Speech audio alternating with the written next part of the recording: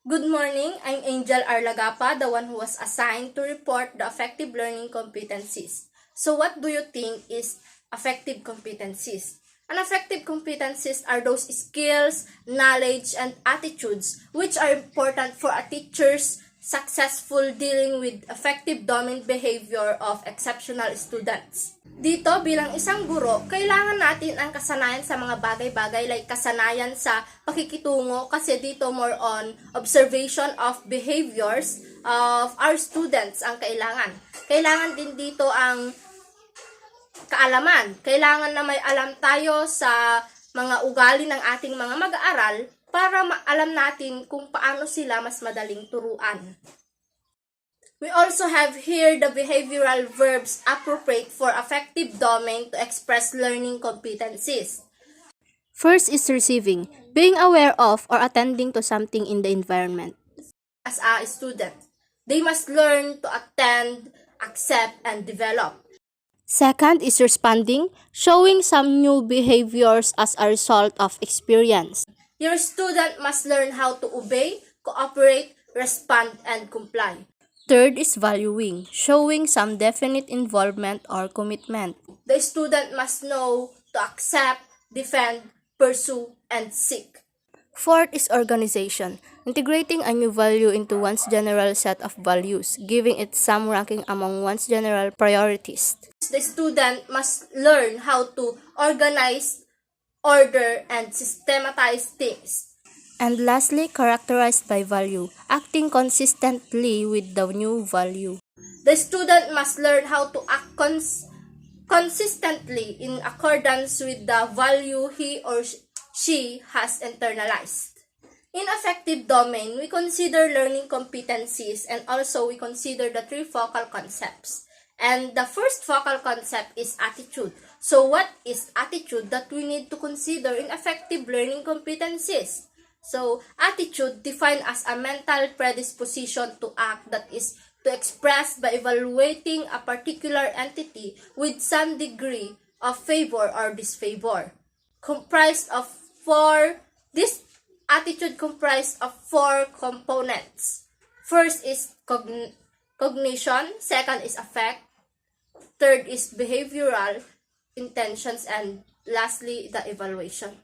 So, let's talk about these components. The four components of attitudes. First, the cognition. Beliefs, theories, expectancies, cause and effects, beliefs, and perceptions. So, this involves a person's belief or knowledge about an attitude object. For example, I believe snakes are dangerous. Then, second is affect. Refers to our feelings with respect to the focal object such as fear, liking, or anger.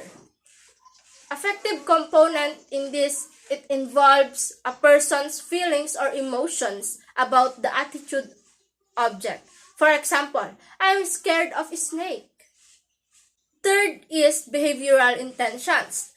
Our goals, aspirations, and our expected responses to the attitude object. The way the attitude we have influences on how we act or behave. For example, I will avoid a snake and scream if I see one. And lastly, the evaluation. The central component of attitudes consists of the imputation of goodness or badness to an attitude object. The evaluative component refers to the direction of the feeling, whether the object evokes a positive or negative emotion. So why do we need to study attitudes? We need to study attitudes because attitude can influence the way we act and think in the social communities we belong. And why attitude is important in affective domain? Because attitudes influence motivation, which in turn influences learning and ultimately behavior. Next focal concept is motivation. I think we encountered this topic many times, right?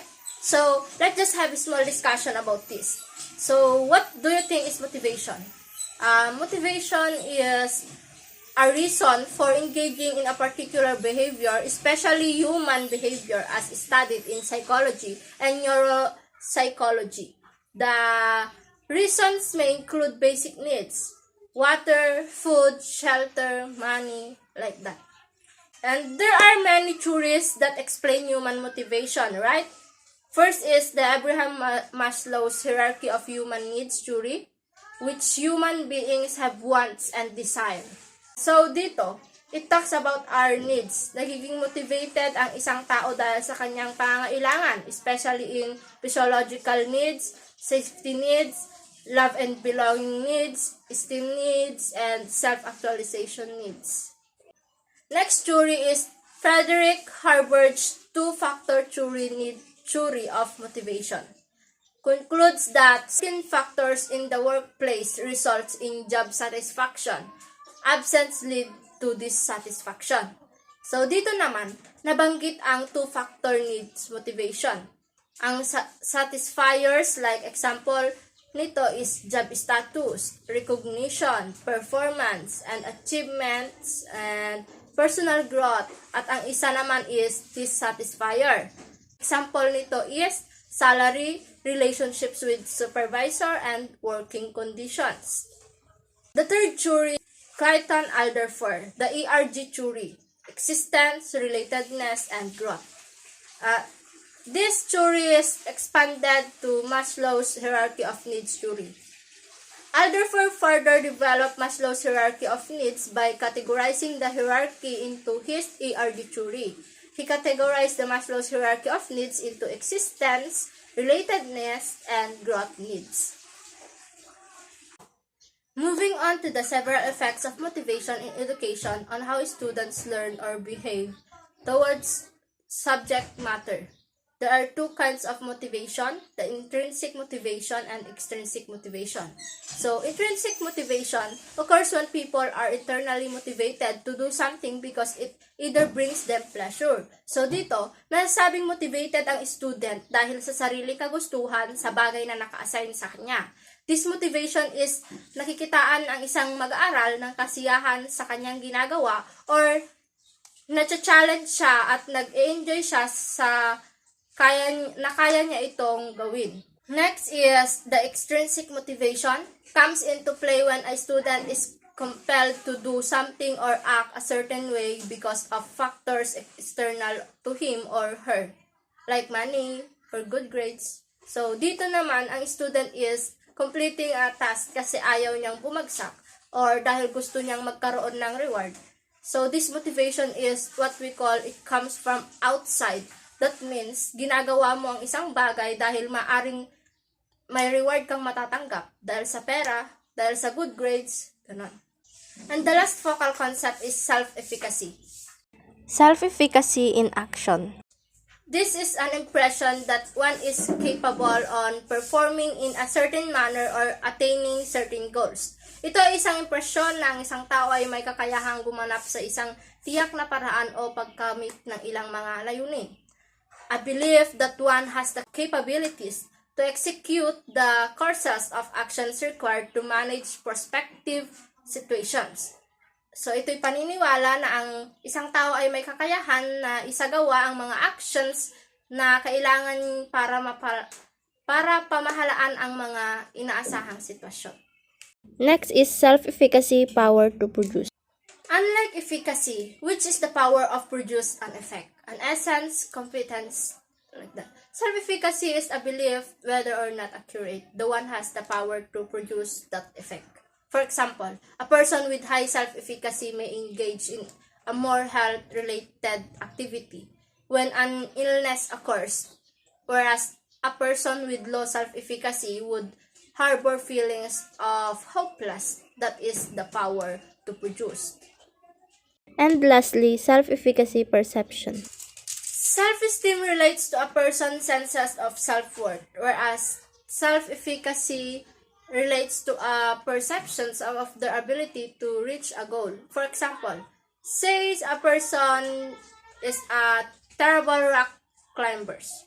They would likely have a poor self-efficacy in regard to rock climbing, but this wouldn't need to affect their self-esteem. Most people don't invest much of their self-esteem in this activity. So that is all about affective learning competencies. Moving on to the next reporter, Mr. Iron Madamba and Miss Betty May Nareto.